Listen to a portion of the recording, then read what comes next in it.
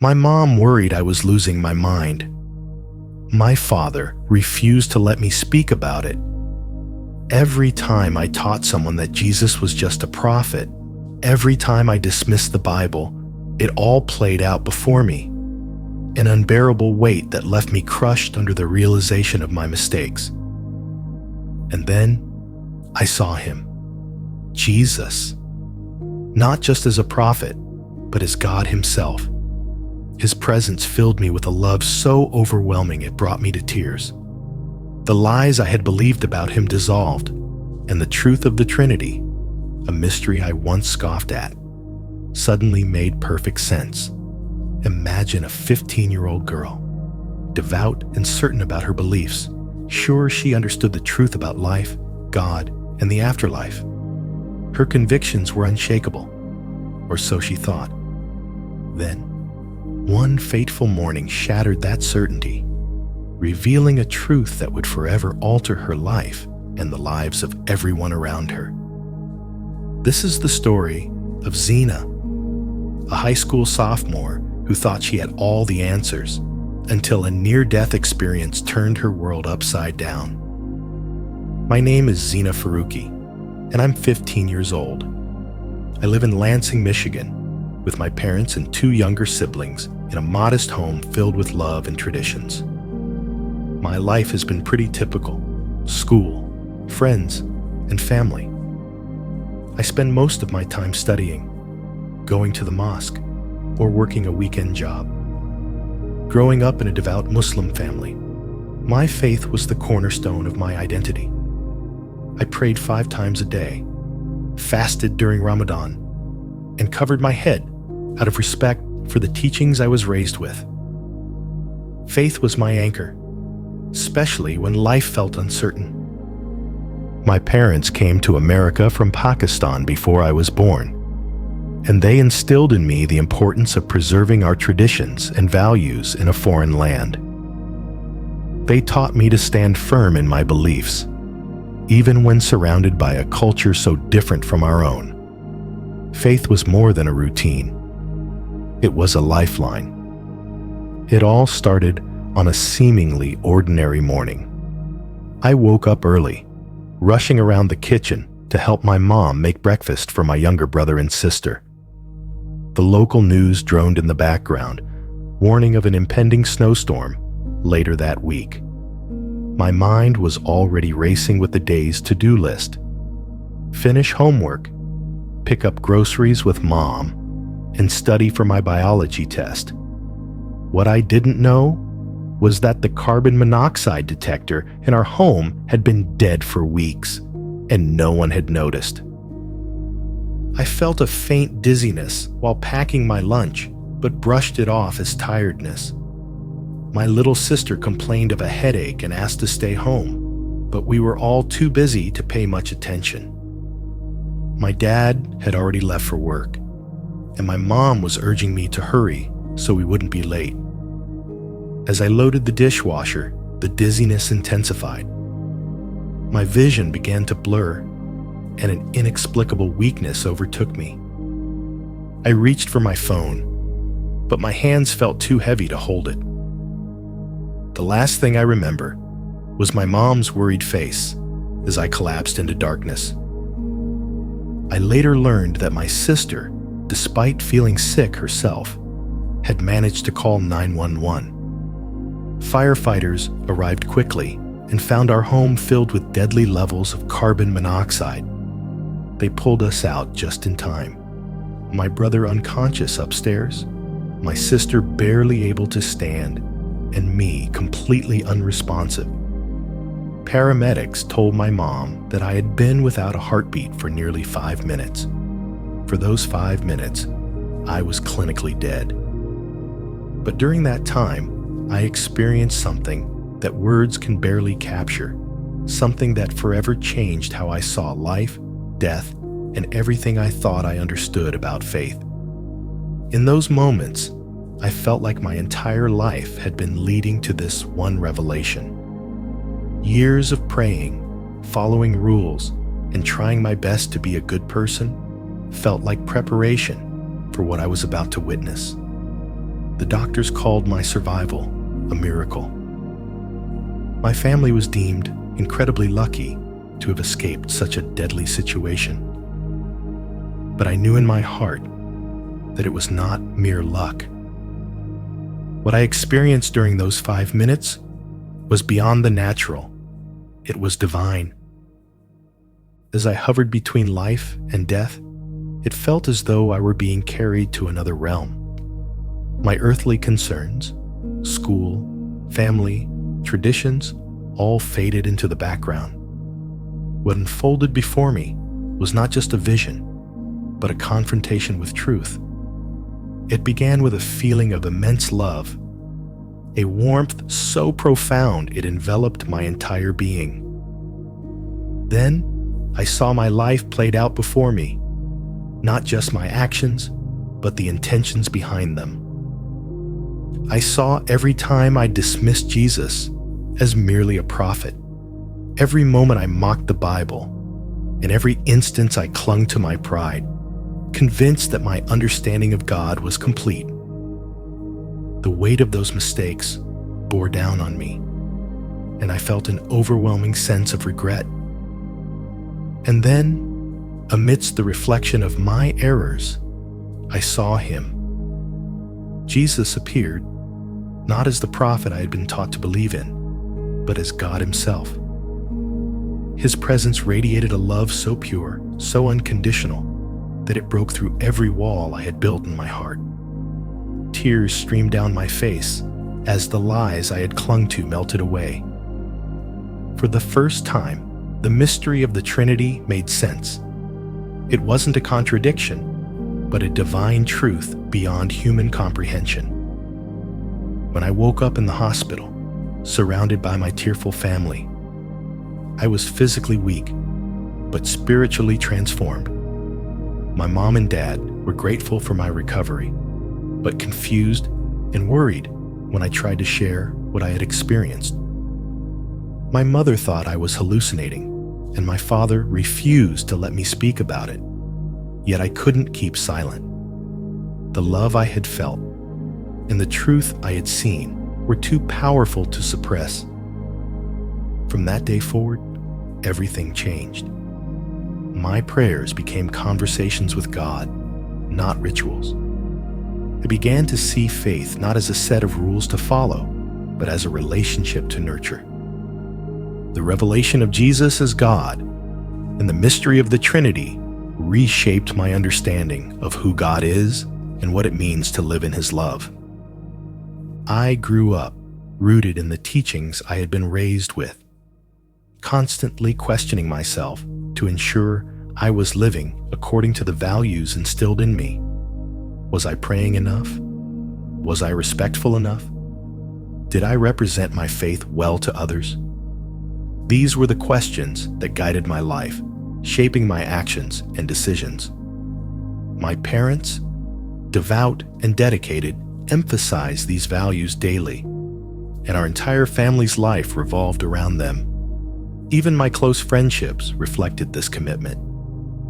My friends were from the mosque, people I had grown up with, who shared the same beliefs and traditions.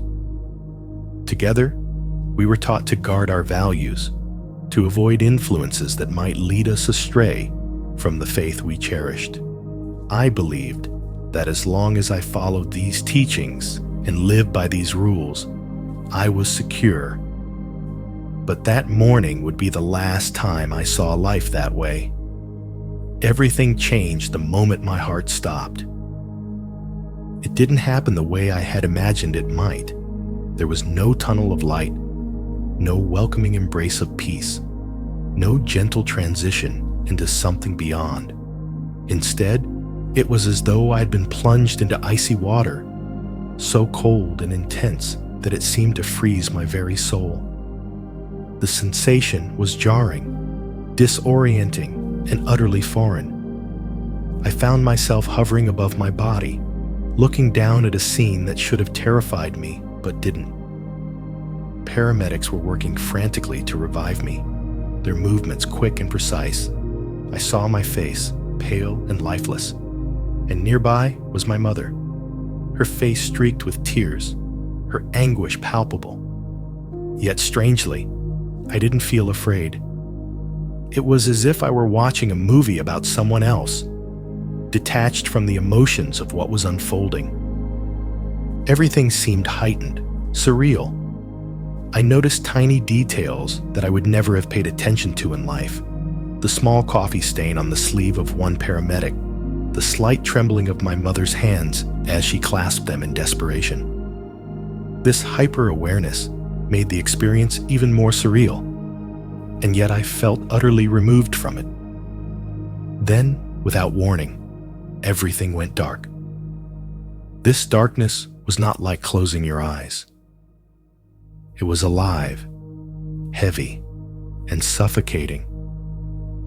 It pressed against me, pulling me deeper into its depths, an oppressive force that seemed to pierce through me.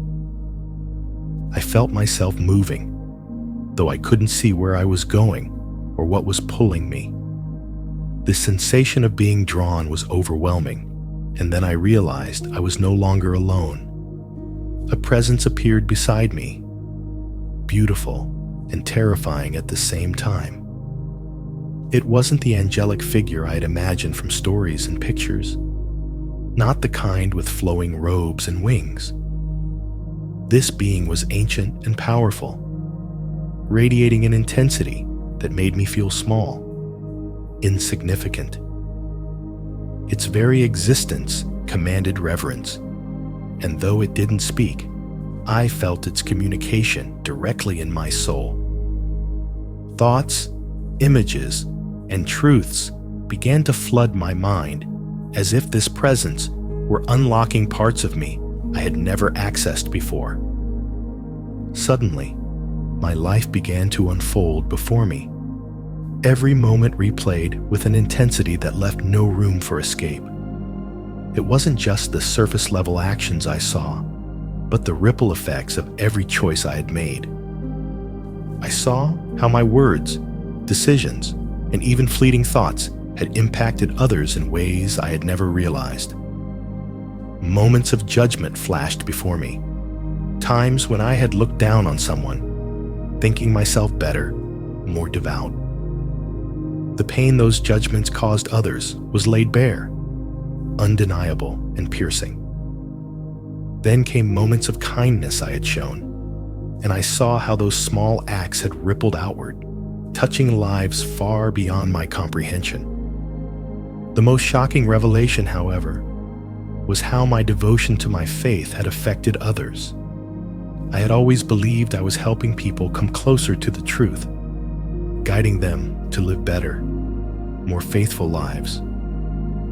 But the presence beside me revealed a deeper reality. There were times when my zeal had done the opposite, pushing people further away instead of drawing them closer. I thought I was offering guidance, but in truth, I had been blinded by my own self-righteousness, unable to see the harm I was causing. Excuses began to rise within me, attempts to justify my actions. But in the presence of this being, there was no room for justification. Only the raw, unvarnished truth remained. Then, as if a veil had been lifted, I began to see more than just my own life. Moments in history played out before me. Truths about the Prophet Muhammad that I had never learned. Revelations that shattered the understanding I had always taken for granted.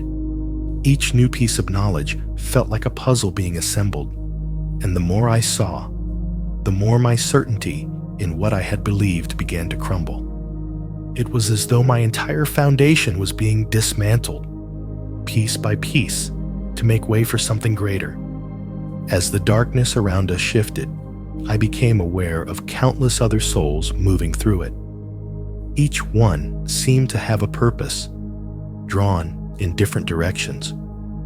Some were ascending toward a light I hadn't noticed before, their forms glowing brighter as they moved closer.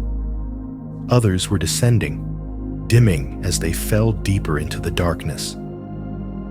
It became clear that each soul's destination was shaped by the life they had lived, the beliefs they had held, and the truths they had embraced or rejected. I saw people from all walks of life: Muslims, Buddhists, Hindus, Christians, and even those who had claimed no belief at all, discovering that sincerity alone was not enough. Many realized, far too late, that they had been wrong. I watched as some cried out to Allah, others to gods they had worshipped in life, but there was no answer. Their cries were met with a deafening silence, a void that seemed to swallow their desperation. The presence beside me didn't need to speak. Its message was imprinted on my soul. There was only one path to the light above, one truth that could save a soul from being pulled into the darkness. I was led closer to the descending souls, and what I saw filled me with terror. Their anguish wasn't merely physical, but deeply spiritual. A torment born of regret, of realizing too late the weight of their choices and beliefs. These souls were consumed by the burdens of their lives, the decisions they had made, the faiths they had trusted, the truths they had ignored. I could see their desperation, their futile attempts to turn back, to change their course, but it was too late. Their descent was inevitable, and their dimming light was a reflection of their separation from the truth they had rejected. The terror I felt wasn't just for them, it was for myself. I realized, with stunning clarity, how easily I could have been among them. My life had mirrored theirs in so many ways. My beliefs, my judgments, my misplaced certainty. The presence beside me didn't accuse, but its very existence demanded that I confront the reality of who I was, of what I had believed and done. My understanding of faith, of life, and of what truly mattered was being dismantled and rebuilt in those moments. This experience wasn't just a warning, it was a revelation. Everything I thought I knew was being challenged, and I was being shown a truth that could not be ignored. The path to the light was narrow, and it required more than sincerity or good intentions. It required humility, a willingness to confront the lies I had clung to, and a heart open to transformation. What I saw next would forever solidify this truth and reshape everything I thought I understood about life, faith, and eternity. I recognized them. Good, devout people who had followed every religious rule, given generously to charity, and prayed faithfully every day. Yet, to my shock, I saw them being pulled downward, their prayers echoing into the darkness, unanswered. Among them was a man I had deeply respected, someone who had led us in prayer at the mosque, his voice a source of guidance and comfort. Beside him was the woman who had lovingly taught me to read the Quran as a child. Their faces, etched with the same realization that gripped me, revealed the painful truth. All our devotion, all our certainty in our beliefs had been tragically misplaced. The angel beside me then showed me something that filled me with both sorrow and a bittersweet comfort. Children, innocent souls moving toward the light. These were children who had died young, many from my own community and others from distant lands. I understood, as if through the angel's silent communication, that these children were safe, untouched by the flawed beliefs and traditions that had entangled so many adults. There was mercy in this, but it also brought deep sadness. How many parents, lost in the darkness, would never see their children again? We moved on, and I saw other souls, bound in what appeared to be chains. These were not physical chains, but radiant, glowing bindings made of beliefs and traditions. Though beautiful to look at, they were heavy, holding the souls back and dragging them down. Then, I saw my own chains. They glimmered with symbols of my faith, familiar and comforting, yet unbearably weighty. I realized that these were the beliefs I had clung to, the doctrines and traditions I had never questioned. They were as much a part of me as my own identity. Yet now I understood that they were anchoring me to the darkness below.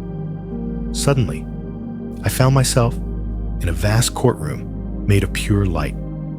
It was a space of unimaginable holiness, radiant and overwhelming. At the center was a judge, a presence so bright and powerful that I couldn't look directly at it. Soul after soul appeared before this judge, their lives laid bare, not just their actions, but their choices, beliefs, and the truths they had embraced or rejected. Nothing was hidden. Every thought and intention was exposed. Then it was my turn. My life unfolded before me in excruciating detail. I saw every moment I had recited the Shahada, every time I had dismissed Jesus as merely a prophet, every time I had taught someone that the Bible was flawed. Each act, each word, carried a weight I had never realized before. The angel showed me the ripple effects of my actions, the people I had influenced, the paths they had taken because of my words. The weight of my mistakes was suffocating, crushing me under the enormity of what I had done. Yet to my astonishment, I was not condemned. The angel helped me understand that all of this was being revealed to me for a reason. I was being shown the truth, not as a punishment, but as a chance to change, to return, and to make things right. But before I could return, there was more to see. The angel led me upward, closer to the source of the radiant light that had seemed so far away before. As we ascended, I felt the chains around me begin to dissolve. Their weight lifted, and for the first time, I felt true freedom, a lightness that I had never experienced in life. The light grew warmer, brighter, and then I saw him, Jesus. He stood before me, not as a prophet, not as a historical figure, but as God himself. His presence radiated a love so pure, so overwhelming, that it brought me to tears. It wasn't the love I had understood in life, a conditional love tied to rules and rituals, but something far greater, deeper, and unconditional. The lies I had believed about him faded away like mist under the morning sun. For the first time, the mystery of the Trinity, a concept I had mocked and dismissed, became clear to me. It was as if I had been blind my entire life and was now seeing color for the first time. The angel revealed more.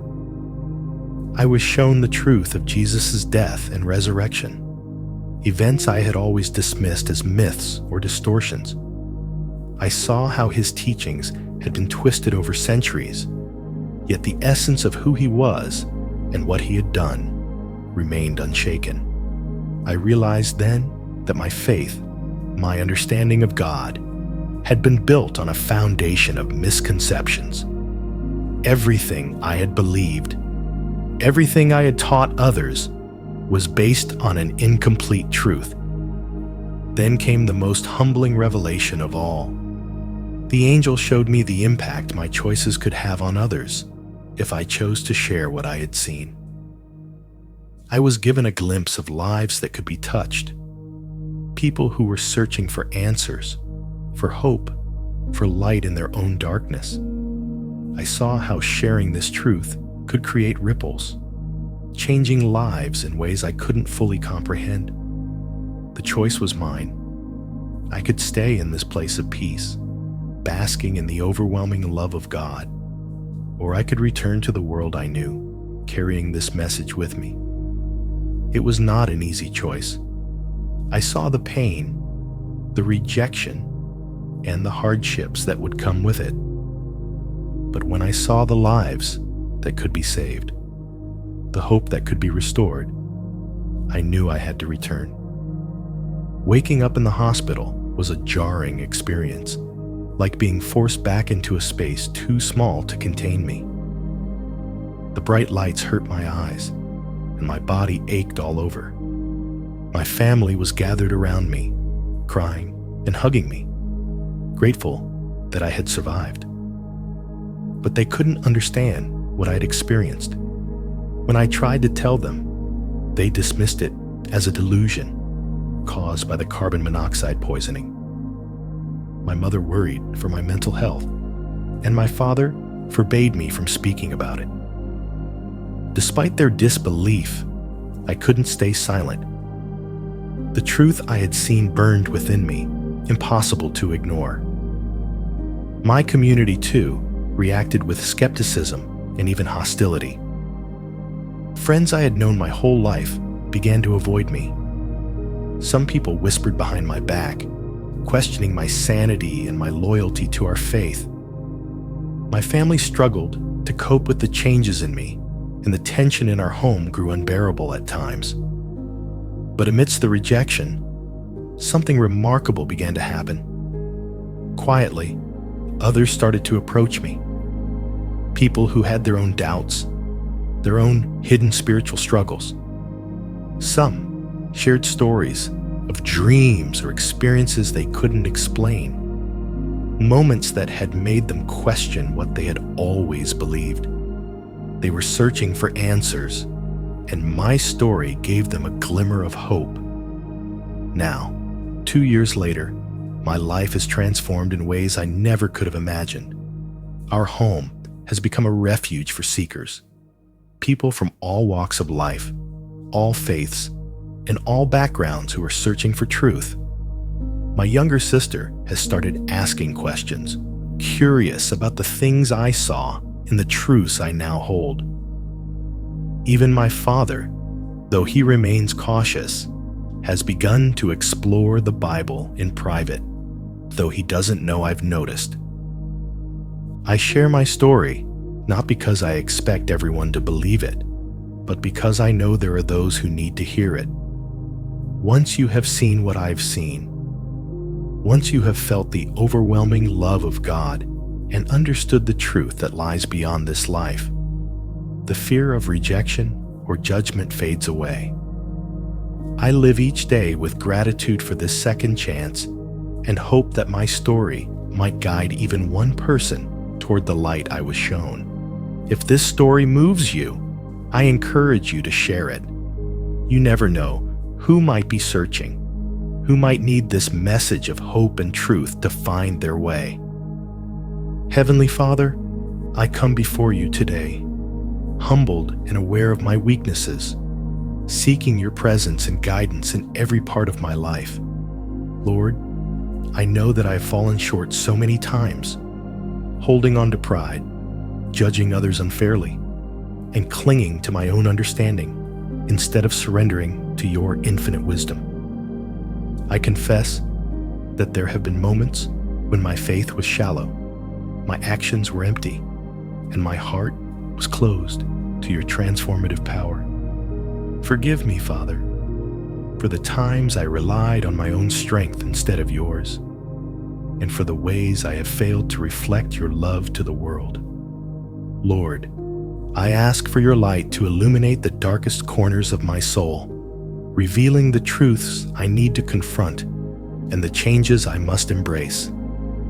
Teach me to see myself as you see me, not through the lens of my pride or fear, but as someone deeply loved and endlessly pursued by you. Open my heart to your correction, soften my spirit to accept your guidance, and renew my mind so that I may understand your will more clearly. Help me to walk in humility, Lord, to let go of the need to appear righteous in the eyes of others, and instead strive to be genuine and faithful in your sight. Give me the courage to admit when I am wrong, the wisdom to learn from my mistakes, and the grace to extend forgiveness to myself and others. Father, I ask for the strength to live a life that honors you, not just through outward displays of faith, but through the quiet, daily surrender of my heart and will to you. May my actions reflect your mercy, my words reflect your truth, and my soul be a living testimony to the love and grace that you have so freely given. Let every interaction I have with others be an opportunity to share your compassion and draw closer to the example of Jesus Christ. Lord, I lift up to you my doubts, my fears, and my uncertainties. I know that you see me in my brokenness, and yet you love me with a perfect love that never fails. I trust in your plan for my life, even when it feels unclear or overwhelming. Remind me that your ways are higher than my ways, and that your timing is perfect. Fill me with a peace that surpasses all understanding, and guide my steps so that I may follow the narrow path that leads to you. Thank you, Father, for your patience, for never giving up on me, and for the countless blessings you have poured into my life even when I didn't deserve them. Thank you for the gift of salvation, for the sacrifice of Jesus Christ, and for the Holy Spirit who comforts and leads me every day. I am in awe of your love, a love that reaches me no matter how far I wander. I pray for a heart that continually seeks you, a mind that meditates on your truth, and a soul that finds rest in your presence. Let my life be a reflection of your glory, a vessel for your work, and a light to those who are searching for hope. Father, use me according to your will. Transform me into the person you created me to be, and let your purpose for my life be fulfilled. In Jesus' precious and holy name, I pray, trusting in your unfailing love and boundless mercy. Amen. Thank you for taking the time to watch this video. I hope it resonated with you on a personal level, offering insights, inspiration, or perhaps even a challenge to how you view life, faith, or the mysteries of the afterlife. Videos like this are more than just stories.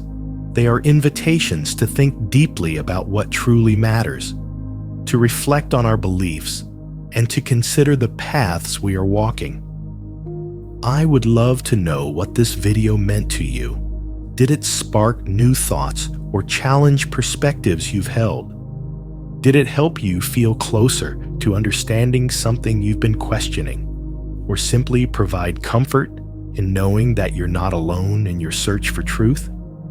Your thoughts and reflections are incredibly valuable. Each person who watches this video brings their own unique experiences and insights, and by sharing them, we can create a community that learns from one another and grows together. If this video spoke to you in a meaningful way, I would love to hear how. Was there a specific part of the story that resonated deeply? Did it challenge you to see things differently, or encourage you to reflect on your own beliefs? If you've had a near-death experience or an encounter with the extraordinary, something that changed how you see the world, life, or faith, I encourage you to share your story. These experiences are often deeply personal, but they hold so much power to inspire, heal, and connect with others who may be walking similar paths. Your story could be the light someone else needs, a sign of hope for someone searching for answers, or a moment of clarity for someone struggling with doubt. Feel free to share your experience in the comments below, or reach out if you prefer a more private conversation. This is a space where every voice matters, and your story could make a real difference to someone who needs it. Let's build a community of understanding where we support one another in exploring the profound questions of life and what lies beyond. I deeply appreciate your willingness to engage with this video, and I look forward to hearing your thoughts and experiences. Whether you've had a similar journey, a completely different perspective, or even questions about what you've seen here, please don't hesitate to share. Together, we can foster a space of meaningful conversation, growth, and encouragement. Thank you for being here, for listening, and for considering sharing a part of your journey with all of us. If this message resonates with you, don't forget to like this video and subscribe to our channel. Your support allows us to continue sharing these powerful stories and creating a space for open, heartfelt conversations. Click the notification bell so you're always updated when we post new content. Together, let's explore the unseen, celebrate the miraculous, and inspire one another to live with love, faith, and wonder.